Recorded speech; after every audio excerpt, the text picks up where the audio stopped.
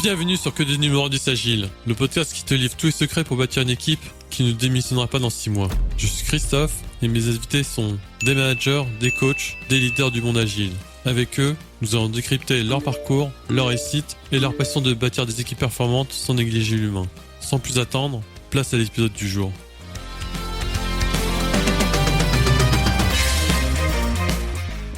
Vous en avez marre des rétrospectives de sprint ennuyeuses et inefficaces ? Découvrez Nitro, l'outil de rétrospective en ligne numéro 1 en France. Avec plus de 60 activités prêtes à l'emploi, vous allez enfin découvrir ce qu'est un moment d'équipe, ludique et efficace. En plus d'offrir la meilleure expérience de rétrospective, Nitro vous permet aussi de vérifier l'état de santé de votre équipe et de mesurer l'impact des plans d'action à travers le temps. Nitro rassemble donc tout ce qu'il vous faut pour aider votre équipe à s'améliorer en continu.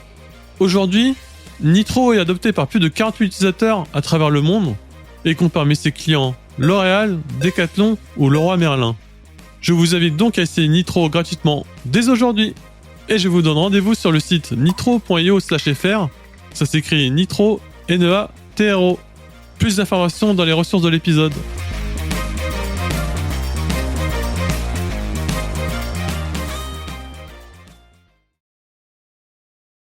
Bonjour à tous et à toutes. Bienvenue dans ce nouvel épisode du podcast Que des numéros 10 Agile. Je suis Christophe.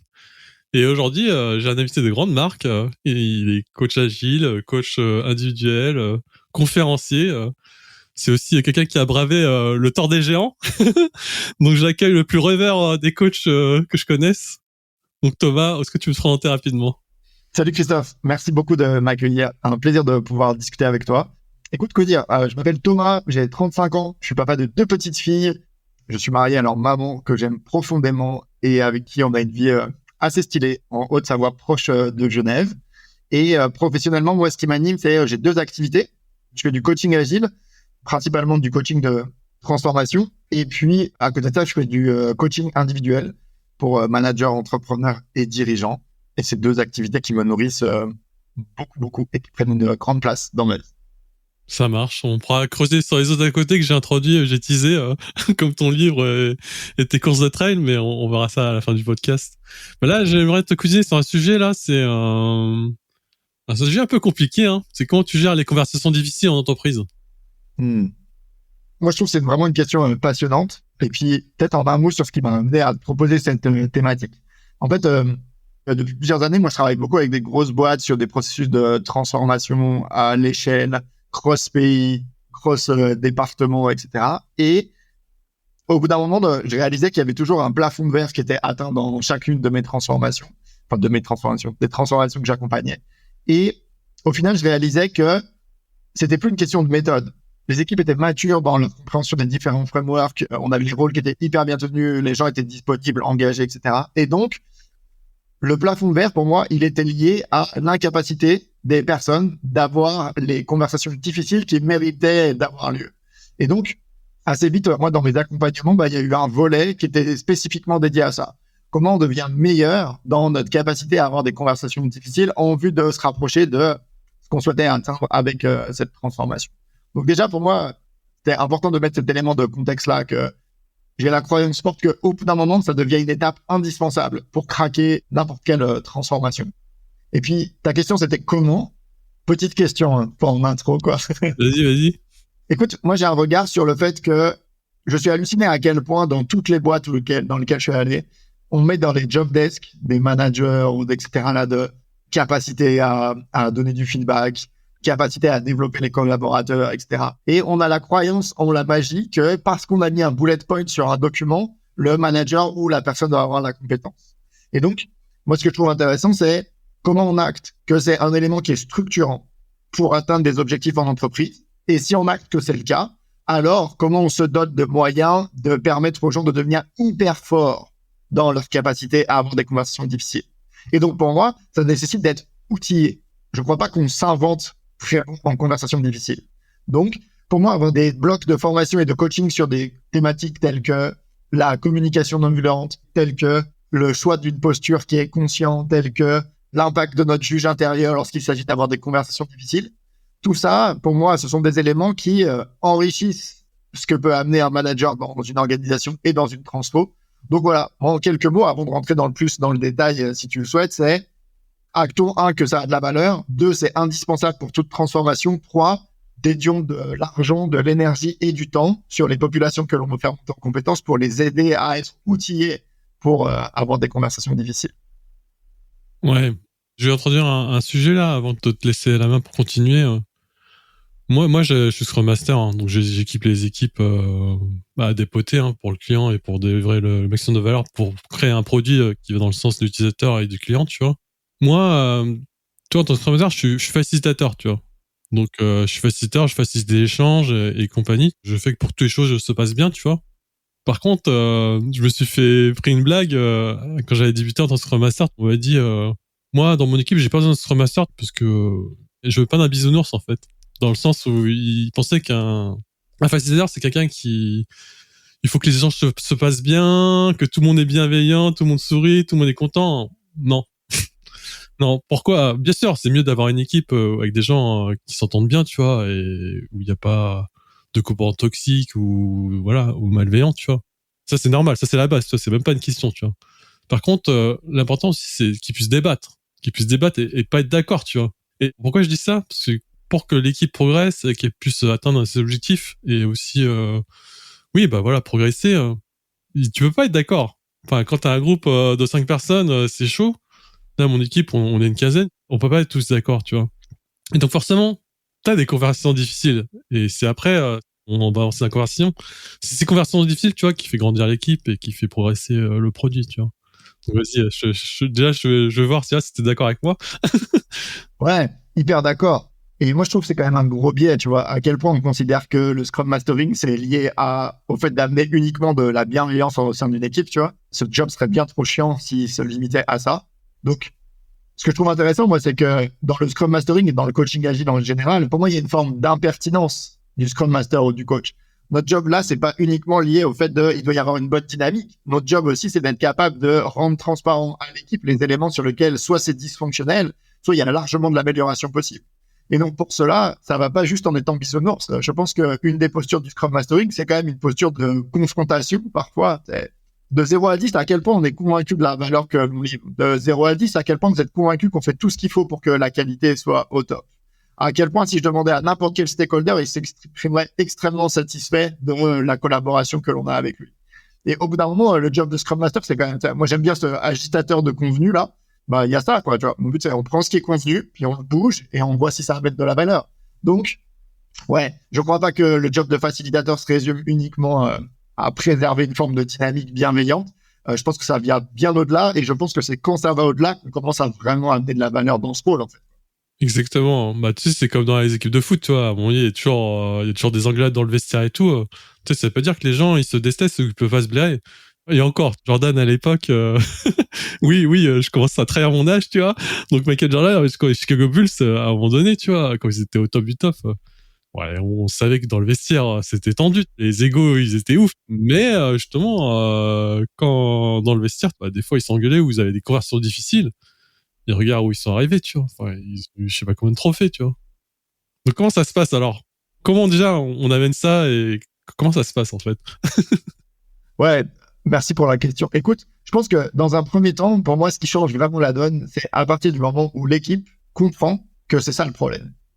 C'est-à-dire que dans les grandes organisations, c'est hyper facile d'éluder ces questions et de trouver des stratégies de suite, tu vois. Mais c'est une question de process, on n'a pas les ressources, on n'a pas le bon training, etc., etc.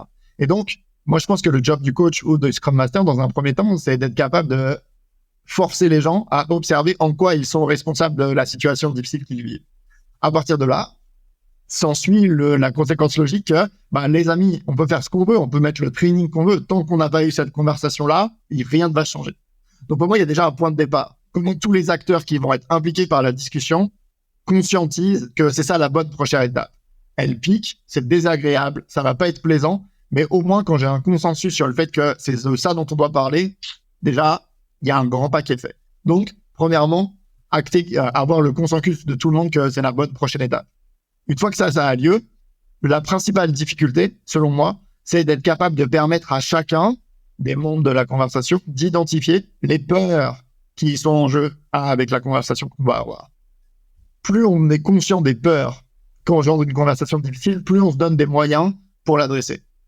La plupart d'entre nous, ce qui est difficile, c'est que on se dira mais ça c'est une conversation hyper violente ou c'est dur ou j'ai peur de l'avoir et on s'en tient à ça. Et moi, si on s'en tient à ça, c'est comme si on est face à l'Everest et c'est un mur plat, il y a aucune prise et donc on ne grimpera jamais l'Everest. Donc l'idée pour moi, c'est en décomposant et en identifiant les peurs qui sont liées à son conversation, on se donne des leviers sur lesquels en tant que coach ou Scrum Master, nous on peut aider pour permettre aux gens de dépasser ça et d'oser s'engager dans la conversation. Les peurs les plus classiques que moi je rencontre, c'est en tant que manager, j'ai peur de ne pas être légitime et j'ai peur d'être trop contrôlant, j'ai peur d'être trop dans une posture de chef ou de domination. Et en tant que membre d'équipe, j'ai peur de l'impact que ça va avoir si je suis très transparent. J'ai peur que ça me grille pour des nouvelles opportunités. J'ai peur que ça ne reste pas confidentiel. Et donc, plus on est capable d'avoir les peurs qui sont mises sur la table, plus on peut en discuter en équipe et se poser la question de comment on deal en fait avec tous ces peurs. Et une fois qu'on a été capable de trouver des solutions pour la plupart des peurs qui ont été exprimées, alors en général, le niveau de pression que l'on se met par rapport à la conversation difficile, il baisse d'un cran. Et ensuite, on peut rentrer dans un niveau qui est plus de l'ordre de la facilitation que de la gestion des égos ou des peurs ou des etc. Donc, consensus, rendre explicite les peurs et ensuite être excellent en facilitation. Ouais, il y a 2 points là que je répète toujours dans les vidéos du podcast. Je pense que les auditeurs et les auditrices ils commencent à comprendre. Il y a la notion de sécurité psychologique, tu vois. Là, je disais en intro, il y a besoin de débattre, hein. Il y a besoin de pas être d'accord pour faire émerger les idées, tu vois. Mais pour ça, tu vois, il faut que, comme tu dis, tu vois, il y a des peurs à vaincre, tu vois. Et si t'as pas la sécurité psychologique du cadre pour que les gens puissent être vulnérables, parce qu'en fait, c'est question d'être vulnérable, tu vois. Ça va être compliqué. Comme tu l'as dit, t'as pas envie de blesser les gens, et en plus, si l'équipe émerge bien et tout, t'as pas envie de dire, ouais, bon, là, on a moins testé que d'habitude, tu vois, je vais pas porter ça, tu vois, et nous, on n'a pas envie de blesser. Et c'est compliqué, tu vois, enfin, c'est pas facile, hein, surtout que dans des équipes, t'as des timides ou des introvertis, hein. Je sais pas. Absolument. Ouais, et c'est trop cool que tu as ça, Christophe, parce que pour moi, ça fait un peu un lien avec ce que tu disais tout à l'heure, c'est que là, on se rend compte de la dimension que cela prend que d'être Scrum Master ou que de coacher une équipe, en fait. Ça se résume pas à savoir combien de temps dure un daily et tous les combien on se voit pour faire une revue, quoi. C'est un tout petit peu plus engageant ce que ça demande. Et c'est là où le job devient passionnant, en fait, pour moi. C'est comment, lorsqu'on s'engage dans un processus de transformation, agile, par exemple, de fait, le fait de s'engager dans cette transfo, ça va venir questionner nos fonctionnements individuels et collectifs. Puis probablement que ça va demander de les faire bouger. Et c'est là où le job d'un coach, il devient hyper précieux, en fait. Comment je suis capable de soutenir les individus et le collectif dans leur transformation au service de la transformation de la boîte. Et là, pour moi, quand on est capable d'adresser ce niveau de complexité-là, il y a des choses assez folles qui peuvent en sortir d'un groupe d'humains, en fait. Ouais, là, ok. Là, on discute de la dimension de l'équipe, tu vois. Donc là, l'équipe se réunit. Voilà. Première étape, on constate, tu vois. Ensuite, on essaie de trouver un consensus. On essaie d'exprimer déjà les peurs, tu vois. Enfin, les peurs, ce qui est frein. Et ensuite, qu'est-ce qu'on fait pour amener après une fois qu'on a adressé ces peurs, qu'on a été vulnérable, comment on fait justement pour dire les choses un peu qui fâchent, tu vois. Ouais. Là, c'est sûr que moi, j'avoue que dans la plupart des boîtes dans lesquelles je suis intervenu longuement, c'est clair que je mets un focus fort à la communication non violente. Je connais quand même peu de cadres, peu de processus ou peu de manières à la fois plus authentiques et plus bienveillantes que d'exprimer des choses difficiles. Moi, ce que je trouve de précieux dans ce cadre-là, qui est la CNV, c'est que c'est à la fois une invitation à être hyper transparent sur ce que la situation provoque pour soi. Il n'y a pas une intention de protéger, il n'y a pas une intention de minimiser ce qu'on vit. Si je me sens trahi, je me sens trahi. Je suis pas en train de dire t'es un gros con parce que tu m'as trahi, juste je me sens trahi. Donc pour moi, la CNV, c'est une vraie invitation à l'authenticité, tu vois, à pas dissimuler ce qui se passe. Et en même temps, ça propose un cadre qui nous permet de rendre ça transparent de la manière la plus constructive et entendable possible, avec une intention forte de conserver le lien malgré le différent qui se passe dans la situation. Donc j'avoue que en général, moi, chacune de mes conversations difficiles, j'invite les gens à le faire selon un processus CNV. Observation, sentiment, besoin et une demande claire et explicite. Je trouve que c'est quand même un cadre qui aide énormément. D'une part, parce que ça donne un outil aux gens pour savoir comment ils peuvent le rendre explicite. Et de deux, moi, ça m'aide dans ma posture de facilitateur parce que une personne qui est capable de suivre ce processus, si elle fait une demande claire en lien avec des besoins, c'est hyper simple de faciliter ça. Donc, ce que je veux absolument éviter là, c'est qu'on tombe dans juste le débat d'avis de je t'avais dit, tu m'avais dit, etc. Puis là, en tant que facilitateur, c'est la mort, en fait. Donc, une personne qui est capable, et ça revient à ce que tu disais tout à l'heure, que je trouvais très juste, d'être vulnérable sur comment cette situation me fait ressentir, c'est quoi les besoins qui sont menacés dans cette situation, et comment tu pourrais m'aider à combler ce besoin ou à l'honorer. Waouh! Quand on descend dans ce niveau de profondeur, alors de ma perspective, il y a déjà une grande part de la difficulté de la conversation qui s'envole, en fait. Ouais, c'est super important ça. Et ouais, ce que je veux dire, ouais, la recherche du coupable. Moi, j'ai fait plein de réunions où c'était l'enfer parce que ça se terminait à la recherche du coupable, tu vois. Comme tu disais, oui, c'est pas moi, c'est l'autre, tu vois.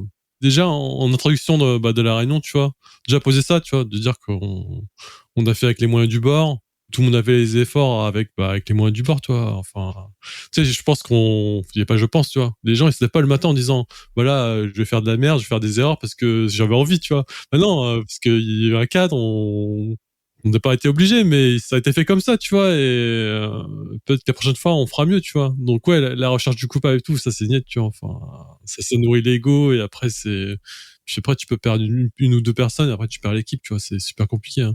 T'as déjà accompagné des équipes justement où vraiment il y avait des guerres, allons là-dedans, ouais, avec des guerres d'ego où c'était tendu, quoi. Ouais, c'est clair. Et c'est clair que, comme tu le dis, à qui la faute, c'est probablement la pire manière de démarrer ce genre de conversation. Si on veut foirer une équipe, je pense qu'il n'y a pas de meilleur mode d'emploi. Donc, je suis vraiment hyper d'accord avec toi sur ces aspects-là. Et ce que je trouve intéressant, justement, en cherchant à descendre dans un niveau d'authenticité plus grand, c'est que, bah, justement, on cherche à enlever l'ego et à être capable de permettre aux autres de comprendre la réalité de ce qu'on vit nous, tu vois. Bah, écoute, moi, quand tu dis ça, là, moi, c'est clair que je me sens trahi, je me sens pas reconnu. Et là, il y a plus d'ego, en fait. Il y a juste comment je suis capable de permettre à l'autre de comprendre comment je vis, moi, cette situation. Et ça, ce qui est trop cool, c'est qu'un sentiment ou un besoin, c'est non challengeable. Tu vois, je peux pas te dire, Christophe, non, mais t'as pas besoin d'être reconnu. Ou non, Christophe, t'es pas triste, en fait. Bah, si, il se trouve que si. Et donc, pour moi, amener la conversation à ces niveaux-là, bah, on n'est plus dans le fameux tu qui tue, quoi. Et ben, ça permet autant que possible de retranscrire la réalité de chacun. Et pour moi, face aux conversations difficiles, il n'y a pas de magie. Il y a juste des êtres humains qui sont capables d'exprimer des besoins contradictoires. Et plus on a de la clarté sur les besoins, plus on maximise nos chances de trouver des solutions. Ouais. Partons maintenant sur les conversations difficiles en individuel. Je sais pas si tu as eu des conversations difficiles avec un membre de l'équipe ou avec un dirigeant. Je sais pas si tu as des exemples. Moi j'en ai, mais je préfère d'abord te lancer. Bah, moi, j'en ai eu pas mal. Les cas les plus typiques que je rencontre, c'est consciemment ou pas des personnes qui ont des comportements toxiques au sein de l'organisation. J'ai eu aussi des dirigeants qui veulent prôner très fort l'auto-organisation, qui veulent s'engager dans une démarche agile et qui au quotidien sont l'incarnation de ce que c'est que le micromanagement et le besoin de contrôle. Donc, ouais, faire des feedbacks à, tu vois, des gros dirigeants alors qu'il y a beaucoup d'argent qui est en jeu, etc., sur le fait que aujourd'hui c'est lui le point de blocage de la transfo, quoi. C'est des conversations qui piquent. Et puis, il y a eu aussi beaucoup de conversations liées à, dans une équipe, euh, des gens qui se plaignent du niveau de performance d'une personne. Comment t'adresses ça aussi? Donc, ouais, il y en a pas mal, en fait, des exemples de conversations difficiles individuelles. Ouais, je vais donner un exemple. Moi, quand je démarrais en tant que Scrum Master, tu vois, je me suis fait avoir en direct. J'ai amené dans le triangle de Cartman, tu connais. Ouais, carrément. Donc, on a une personne dans l'équipe, l'équipe a grossi, donc on a recruté rapidement une nouvelle personne pour justement soutenir la charge sur les solutions qu'on devait fournir. Et une nouvelle personne était arrivée, tu vois. Déjà, niveau comportement humain, tu vois, on voyait qu'il y avait déjà. C'était assez éloigné de l'équipe en place, tu vois, déjà. Mais à l'entretien individuel, enfin à l'entretien d'embauche, tu vois, techniquement, c'était une tronche, tu vois. C'était une tronche. Bon, au fur et à mesure des semaines, tu vois, on voyait la personne, elle travaillait un peu dans son coin, tu vois. Elle travaillait dans son coin, elle commençait à moins venir en réunion d'équipe. Le matin, on la voyait un peu plus tard. Donc, on la voyait moins, tu vois, clairement. Hein. Et j'avais mon manager qui commençait à me dire, non, mais là, c'est plus possible, tu vois, enfin, qu'est-ce qui se passe, tu vois, enfin, c'est pas possible, tu vois, ça commence à me perturber, entre guillemets, tu vois. Et donc, qu'est-ce que j'ai fait? J'allais voir cette personne-là, je lui ai dit, bon, écoute, je crois qu'il y a un problème. Déjà, j'ai déconné en démarrant comme ça, tu vois, en tant que débutant, tu vois. Je crois qu'il y a, le fait que tu arrives super tard le matin sans communiquer et sans dire bah où t'es, tu vois, je pense que ça énerve quelques personnes. déjà, deuxième red flag de ma part où je me suis vautré, tu vois. Et donc, en fait, j'étais vraiment... Comme personne n'osait lui dire qu'il y avait un souci avec son comportement, tu vois, c'est moi qui suis allé, tu vois. Donc, dans le train de Cartman, on appelle ce qu'on appelle... j'ai pris la position du sauveur, tu vois. T'as fait très sauveur, là, ouais. J'ai fait très sauveur, tu vois, parce que, voilà, les membres de l'équipe n'osaient pas lui dire. Et mon manager, pareil, tu vois. Donc, c'est normal, tu vois. À un moment donné, je me suis dit, bon, la situation est saoule, tu vois. On est dans une situation où personne ne se parle, tu vois. Je vais y aller, tu vois. Mais l'effet qui se coule, c'est que, du coup, quand j'ai dit à la personne, comme j'ai pas fait ce que t'as dit tout à l'heure, j'ai pas fait d'arbre le constat, tu vois. Je suis allé direct, ok, il y a un problème, t'es en retard, les gens, ils savent pas ce que tu fais le matin, je sais pas où t'es, tu vois. Voilà, direct, la personne, elle s'est mise en position de victime, tu vois. Et moi, en tant que sauveur, toi, je suis devenu le bourreau, en fait. Je suis devenu le bourreau, et voilà, et ça, tu vois, je crois que c'était ma 3e mois en tant que Scrum Master, tu vois. Ça, je m'en Cadeau. souviendrai là direct. Ouais, comme tu dis, cadeau. Mais Oui. clairement, je me suis vautré et plus jamais je l'ai refait, ce truc-là, tu vois. Oui. Je sais pas si t'as des exemples comme ça. Ouais, des exemples de fail, tu veux dire? Ouais, bah oui, carrément. Enfin, avec des conversations difficiles, parce que c'est difficile. Donc, Ouais, tu peux pas déboucher forcément tout le temps à une réussite, tu vois. ouais, c'est sûr. Écoute, moi, dans ma boîte, on est une équipe auto-organisée, on fonctionne sans hiérarchie, sans chef et quasiment sans règles depuis très longtemps. Et oui, au bout d'un moment, on n'était plus d'accord avec le fait de continuer à collaborer avec l'un des membres de l'équipe. Et puis là, c'est compliqué quand t'as pas de manager qui vient te dire, bah, on va arrêter, quoi. Mais que ça doit être le fait de se séparer de quelqu'un, c'est le prix d'une décision dont la personne fait partie de la discussion. Donc ouais, et là, bah, on n'a pas réussi à avoir le consensus que on vivait ça. Et donc, bah, position de victime absolue. Et même si on était plutôt bon en coaching et en facilitation, on n'a pas réussi à rattraper ça. Donc, ça revient à ce que tu disais tout à l'heure et ce qu'on évoquait plus tôt. Je pense que vraiment, pour avoir une conversation difficile, c'est fondamental que tous les membres qui vont participer à la conversation soient d'accord sur le fait que, même si elle est dure, c'est exactement la conversation qu'on doit avoir. Si on n'a pas ça, ça va fail à un moment et ça pique très fort. Ouais, ça pique très fort. Moi, ça m'a piqué, hein. Mais au moins, tu vois, ça m'a servi de leçon, tu vois. Comme tu disais tout à l'heure, l'équipe, tu sais, à un moment donné, elle est en amélioration continue, en apprentissage, tu vois. Doit se vautrer, hein. Enfin, si vraiment ça pénalise vraiment sur la roadmap ou sur tout, quoi, bien sûr, on va pas laisser faire, tu vois. Mais clairement, quand c'est des non-dits ou des conversations difficiles, je prends plus la position du sauveur, tu vois. Ouais, ouais. Ouais, et ce que je trouve hyper intéressant là, c'est que ça nous amène en tant que coach ou Scrum Master de conscientiser à quel point la posture avec laquelle on rentre dans une conversation, encore plus dans une conversation difficile, elle va avoir un impact très fort sur la dynamique qui va s'installer. Donc pour moi, un Scrum Master qui est capable de s'observer dans, OK, est-ce que je rentre avec une posture qui va être confrontante? Est-ce que je rentre avec une posture qui va être douce, qui va être bienveillante, qui va être orientée solution, ou au contraire qui va être très impertinente? Est-ce que je suis là pour sauver? Est-ce que je suis là pour, au contraire... Et donc, pour moi, être un Scrum Master ou un coach qui s'observe dans la posture qu'il va incarner et à quel point il peut faire ce choix-là consciemment, c'est clair que ça va être fondamental pour dealer avec des conversations difficiles. Ouais. Moi, ça me bat justement à cause de ça, tu vois, de cet événement fâcheux, tu vois, qui m'a piqué. Non, je le fais en 3 étapes. Quand il y a une personne qui correspond pas au cadre ou qui est clairement en baisse de performance, tu vois. J'avais une personne qui est clairement en baisse de performance. Je connaissais déjà les membres de l'équipe à se plaindre, tu vois. Cette personne-là, tu vois, je l'ai pris en one-to-one. Hein. Je l'ai pris à part, tu vois. Je me suis rappelé de la fois où je me suis vautré 5 ans avant, tu vois. J'ai pas voulu refaire la même chose, tu vois. Donc déjà, commencer par la prise de conscience, tu vois. Le constat, comme tu dis, est-ce que tu as conscience que... Bah déjà, comment tu te sens, tu vois. Et là, le constat, il est arrivé facilement parce que la personne m'a dit direct, là, je sens que je suis moins bien, je sens que je ralentis l'équipe. Je sens que l'équipe bah ça leur plaît pas, tu vois, mais là je suis clairement pas bien, tu vois. Donc voilà, on a constaté tous les deux en one versus one, tu vois. Et ensuite le but, tu vois, c'est d'amener bah qu'est-ce qu'on attend en fait. C'est quoi le comportement idéal, c'est quoi l'attitude idéale qu'on veut, tu vois. On s'est mis d'accord sur ça, tu vois. Et après bah on s'est dit bon bah go action, tu vois.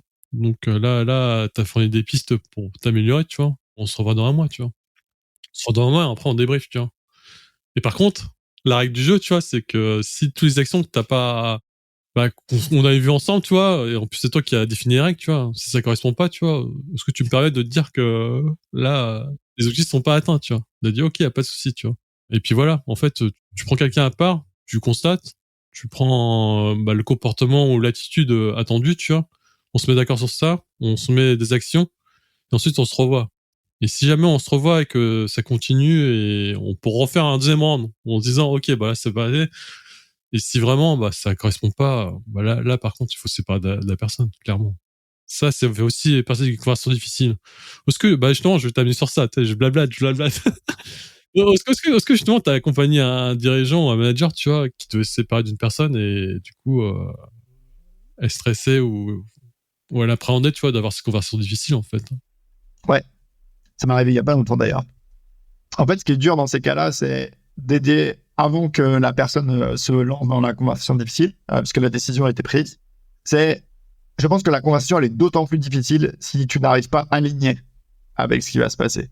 Et donc, là, pour moi, c'était ça le risque que je voyais. C'est comment avoir une conversation difficile. Déjà, en soi, elle va être dure si tu es ancré, aligné, sûr. Mais alors, si en plus, tu arrives en doutant ou en te jugeant ou en vivant un dilemme très compliqué, alors la personne en face, ça va être encore pire pour elle, en fait. Donc, je pense que lorsque l'on s'apprête à avoir une conversation difficile, travailler en amont sur conscientiser les options, être aligné dans les choix, etc. Je pense que ça va grandement faciliter la manière dont on va rentrer dans la discussion et dont on va la mener. Donc, avec la plupart des dirigeants, c'est ça. Comme tu disais, personne n'est content de ces moments-là, là, quoi. Personne se lève en disant trop cool, je vais virer quelqu'un aujourd'hui. Donc, ce dirigeant-là, il faisait face à un gros dilemme qui était la pérennité de ma boîte et la volonté de prendre soin des gens qui la composent aussi. Et donc, il voyait ça comme un aveu d'échec, en fait, que de devoir licencier. Et évidemment, sans promouvoir le licenciement, Dieu sait à quel point j'essaye de faire beaucoup de choses avant que ça arrive, il se trouve que parfois, ça reste la meilleure des solutions pour les deux parties. Et donc, l'aider à voir qu'il y avait aussi ça qui se jouait, ça a changé un petit peu le jugement qui se portait à lui avant de rentrer dans la conversation. Et même si ça a été un moment douloureux, au moins, il y est allé, non pas en se disant, pas avec la double peine, quoi, de la personne est malheureuse et moi, je suis un con. Il y avait un peu plus de conviction, ancrage là-dedans. Et je pense que ça a été vraiment au service de la personne qui recevait le message. C'est ça la dernière expérience. C'était pas très agréable pour autant, mais... Ouais, mais finalement, il l'a fait et puis il s'en est quand même bien sorti, non? Ouais, au final, oui. Et c'était très fort d'apprentissage, là. Donc, parce qu'il voyait à quel point mener une entreprise de plusieurs dizaines, centaines de personnes, c'est probablement incompatible avec le fait de, en tout temps, chercher à préserver une forme d'équilibre dans la manière dont elle est composée. Puis là, c'était une croyance auquel lui, il était très attaché. Et donc, c'est un peu ça que c'est venu challenger cette conversation difficile. Ouais, on parle de valeur de l'équipe et aussi de la valeur de la boîte, tu vois. À partir du moment où les règles, s'ils sont définies dès le départ et que tout le monde est au courant, tu vois, et que c'est pas respecté, soit ça, comme tu dis, tu gardes la personne et du coup, tu risques de perdre tout le monde, tu vois.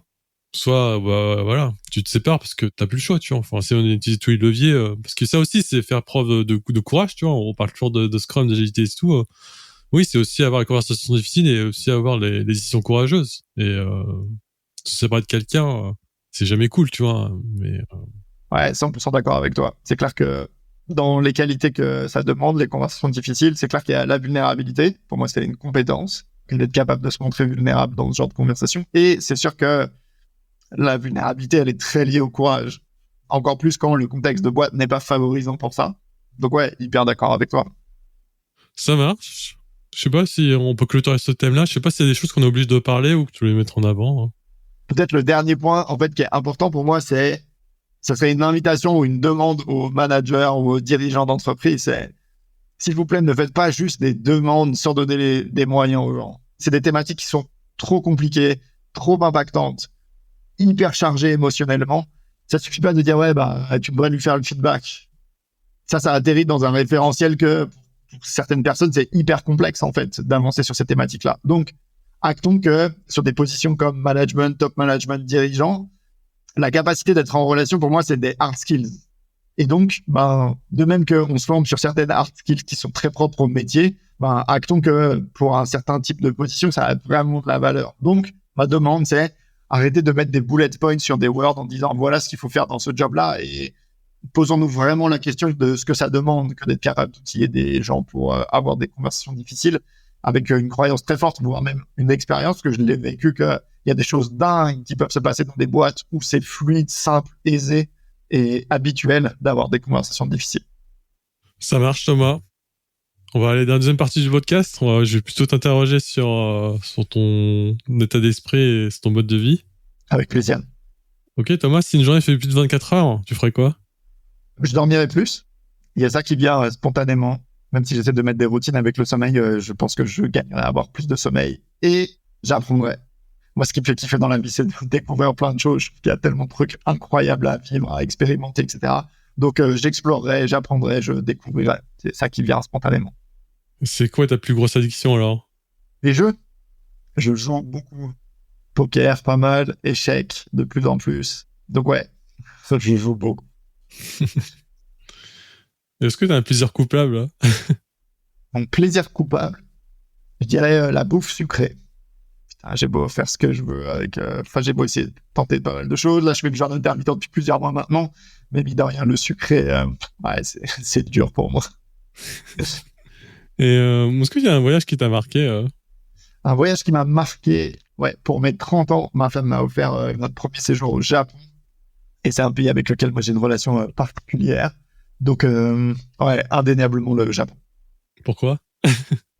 Il y a beaucoup de choses qui me fascinent dans ce pays. Je suis fasciné par... Moi, j'aime beaucoup les paradoxes. C'est quelque chose que je trouve de très riche. Et pour moi, le Japon est un pays incroyablement paradoxal. Je suis fasciné par sa tradition, sa culture, son respect d'où il vient et de son histoire. Et en même temps, comment ça côtoie un pays incroyablement futuriste, parfois déjanté. Et je trouve que ce mix des deux en fait un lieu vraiment singulier. Et puis, moi, j'aime beaucoup... la poésie qui se dégage de beaucoup des créations japonaises. Moi, je suis un fan absolu de Miyazaki et de son univers. Ma petite fille s'appelle Mei, qui est une des petites filles du film Totoro. Bref, donc ouais, il y a une relation très spéciale avec ce pays. Mais t'aimerais habiter là-bas ou pas? Écoute, pendant un moment, on l'avait mis sur la table. Pas forcément d'habiter à vitam aeternam, mais de faire un shot. Il y a quelques mois ou une année, etc. Et ça a été confronté à le besoin quand même de parler japonais, qui est quand même très présent, ce qui n'est pas mon cas, en tout cas suffisamment. Et l'autre chose aussi, c'est que moi j'ai pris aussi, pour avoir fait quelques expériences, il y a un peu un reality check de ce que j'amène en entreprise et ce qui fait sens pour moi. C'est culturellement pas majoritaire en fait au Japon. Et donc on peut voir l'opportunité évidemment qu'il y a derrière ça, mais ouais, une difficulté culturelle couplée à un langage que je maîtrise pas suffisamment, pour moi c'était une marche un peu haute qui me faisait pas envie. Donc non. Ça marche. Je reviens sur le premier point qui m'a tilté. T'avais dit que t'aimais bien apprendre. Ouais. T'as investi combien dans l'apprentissage ou dans tes formations? Trop, probablement. En euros ou en temps ou les deux? Comme tu veux. En fait, je vais t'amener sur tes... comment tu te formes en fait. Ouais. Moi, c'est simple, j'ai un fonctionnement assez classique qui est, lorsque je découvre un domaine, je me pose la question de qui est l'expert de ce sujet et qui peut m'accompagner et quels sont les ouvrages de référence. Donc, je lis 30 à 40 bouquins par an et je dédie énormément d'argent en accompagnement. Donc, moi, je fonctionne beaucoup au coaching individuel. C'est ce que j'essaie d'amener dans le monde aussi. Je fais beaucoup de coaching individuel. Donc, c'est clair que dès que j'ai un sujet, je me pose la question de quelle est la personne qui peut me faire monter en compétence le plus vite possible. Donc, ça se chiffre en dizaines de milliers d'euros. Voilà. C'est qui les personnes qui t'ont marqué en coaching, là, récemment?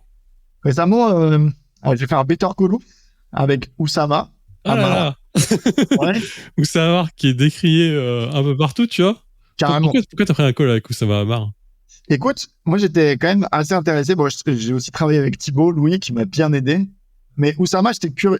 C'était à la fois pour apprendre et aussi j'étais curieux en coaching, pour moi, l'une des intentions, c'est quand même comment je délivre le maximum de valeur en un minimum de temps. Pour moi, il y a cet engagement-là quand on va voir un coach. Et j'étais très curieux de comment Oussama gérait le fait d'amener beaucoup de valeur en 30 minutes. Je trouve que c'est un format hyper exigeant d'un point de vue du coach ou de l'expert là pour Oussama parce qu'il n'est pas dans une posture de coach. Donc, pour moi, c'était hyper apprenant aussi de voir c'était quoi son pattern de pensée et son fonctionnement qui amène très vite, en quelques instants, il doit avoir compris à la fois la situation et là où tu bloques et comment il amène de la valeur là-dedans. Donc, c'était hyper apprenant pour moi. Donc, là-dessus, c'était intéressant. Dans les personnes qui m'ont marqué... Attends, je vais raccrocher sur ça. Moi j'adore Oussama Hamar, mais dans le sens où, dans ce storytelling, dans le sens de partager sa curiosité, en fait. Tout ce qui est voilà, tribunal, enfin tous les trucs de sa vie, tout, je suis pas là pour juger, tu vois. Par contre, le gars, il est fort en storytelling, il est fort en partage, tu vois.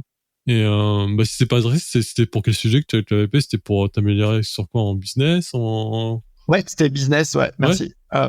À vrai dire, moi aussi, tu vois, déjà, j'ai pas l'étonnement aboutissant comme personne de toute façon, donc je me permettrai pas de juger. Puis c'est en justice en plus. Mais ce que je trouve intéressant, c'est que pour moi, quand même, en francophone, je trouve que c'est quelqu'un qui a un regard quand même que je qualifierais déguisé sur des problématiques business. Et donc, moi, j'étais allé le voir à un moment où j'étais face à un problème un peu de risque, qui était mon agenda était full de rendez-vous. Et tu vois, j'ai 35 ans et la question à Oussama, c'était j'espère que c'est pas la fin du jeu, tu vois. Et donc ça ressemble à quoi les étapes d'après. Donc, il m'a pas mal challengé sur ça pourrait ressembler à quoi la prochaine étape en termes de business de mon activité. Et alors, ça ressemble à quoi alors? Sans dévoiler la roadmap, tu vois, c'est des choses du coup où t'étais pas confort justement, il t'a proposé des trucs où t'as jamais pensé ou des trucs où c'était dur. En fait, je pense qu'il m'a d'une part amené un ou deux trucs auxquels j'avais pas pensé, qui était vraiment une mécanique notamment de générer des leads, etc., que je trouvais smart. Et aussi, il m'a un peu ce qu'on disait tout à l'heure là, il m'a fait mettre le doigt sur ce qui était vraiment en jeu, quoi, tu vois, genre comme d'un moment, il m'a dit si t'as un nombre d'heures fini et que c'est ton temps que tu vends, tu fais du coaching en entreprise à 200 balles de l'heure et tu coaches en individuel à 1000 balles de l'heure. Donc, il m'a dit, la question, elle ne devrait pas être comment on scale. La question, elle est, c'est comment tu fais plus d'heures à 1000 si ton intention, c'est de faire plus d'argent. Moi, il se trouve que c'était pas que ça, mon intention. Mais en tout cas, ça m'a amené à le regarder aussi ça, quoi.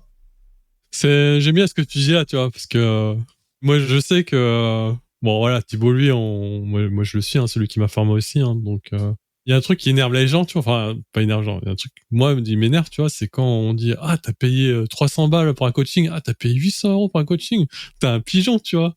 Et ça, tu vois, ça m'énerve, je le dis direct, ça m'énerve parce que des fois, tu payes pas non plus pour avoir un résultat, tu vois. Si tu payes quelqu'un en disant, que je paye parce que ça, j'ai un résultat, moi, c'est pas ma conception de l'état d'esprit, tu vois. Tu payes pour ton engagement, justement, pour atteindre justement ces résultats, tu vois. Et que c'est le prix que tu étais prêt à mettre, tu vois, pour que toi, tu atteignes ces résultats, tu vois. Enfin, il y a pas que le coaché, tu vois. Ouais, c'est clair. Et puis, moi, je la trouve vraiment cool, cette remarque, Christophe. Et puis, pour moi, ça amène à une thématique que je trouve intéressante, qui est, je pense que tant que tu regardes le coaching et le pricing avec l'heure que ça demande du coach, je pense que, effectivement, t'es pas dans le mindset où tu vas pouvoir en tirer le plus grand bénéfice. Moi, je te prends un exemple. On a une connaissance en commun que je coach, qui est une entrepreneur très connue sur LinkedIn. Elle paye effectivement plusieurs centaines d'euros pour une heure avec moi, et elle souhaite travailler le fait de dépasser des croyances limitantes pour doubler, tripler, quadrupler son chiffre d'affaires. Moi, mon but, effectivement, c'est pas d'être dans une course au toujours plus, mais je trouve intéressant de sortir du fait que c'est l'heure d'un coach qu'on achète, mais c'est plutôt comment ça m'aide à dépasser des problèmes qui potentiellement le valent bien plus que cette heure du coach. Donc vraiment, être capable de se poser la question de c'est quoi la complexité des enjeux que ce coach me permet d'adresser, voire de solutionner, alors je suis capable de poser un prix qui est autre que juste combien ça vaut une heure avec Thomas ou Christophe, en fait. Non, c'est ça.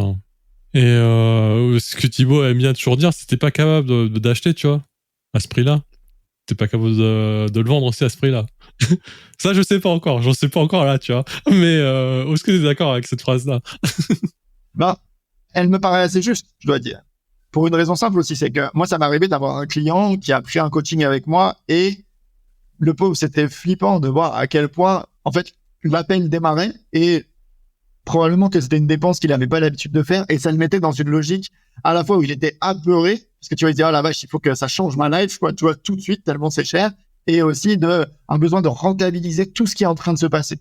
Et ça le faisait passer complètement à côté de son coaching. Donc, pour moi, il y a un truc autour de, mine de rien, être décomplexé dans un rapport de coach à coaché, ça passe par être pleinement OK avec le montant que ça demande.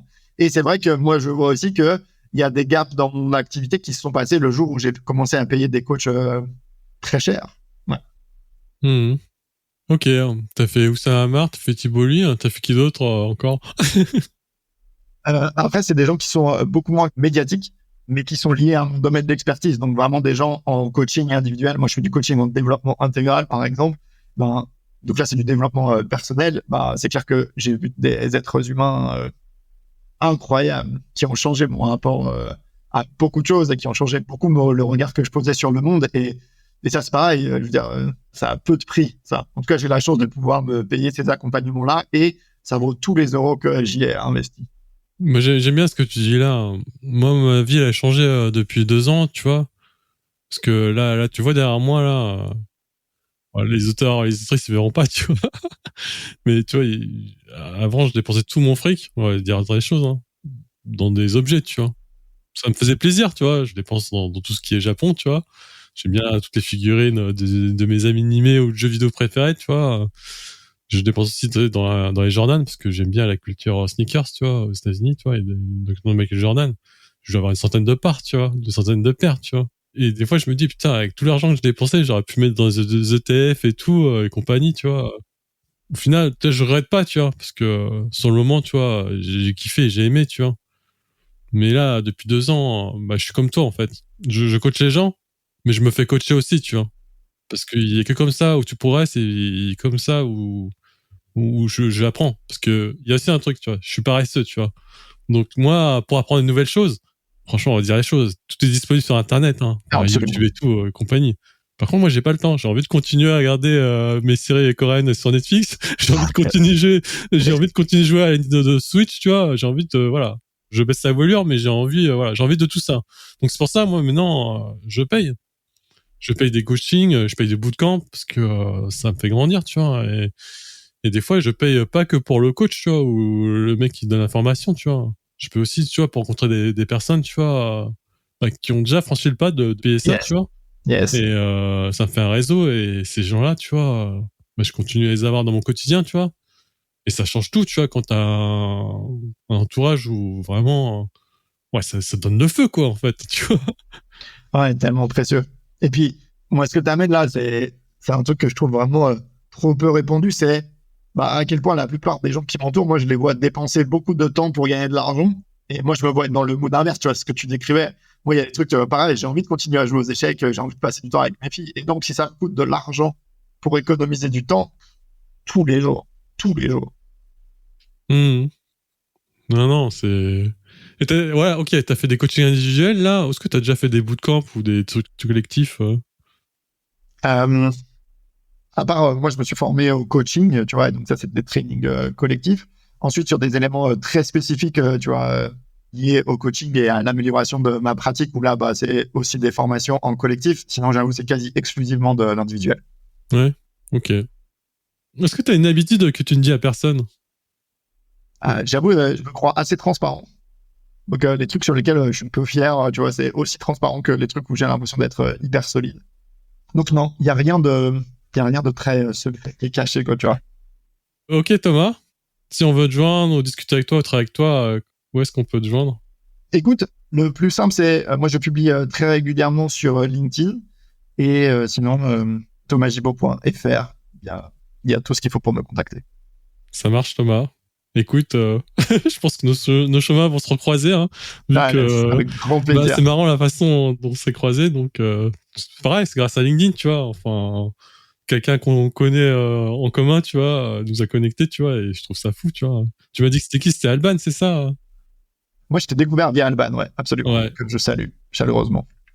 Alban, ouais, qui était dans un des podcasts qui ont bien marché. En plus, c'était sur la semaine de 4 jours. Donc, ouais, c'est génial, tu vois. Tu vois, si j'avais pas pris la parole sur LinkedIn et créé ce podcast, tu vois, je pense qu'on se serait jamais rencontrés, en fait. Très probable, très probable. C'est la puissance de ça, je trouve. Et ça, je trouve ça fou. Hein. Donc, voilà. Merci à toi, Thomas, et à la prochaine. Merci infiniment, Christophe, de m'avoir invité. Et belle suite à toi et à bientôt. Ciao.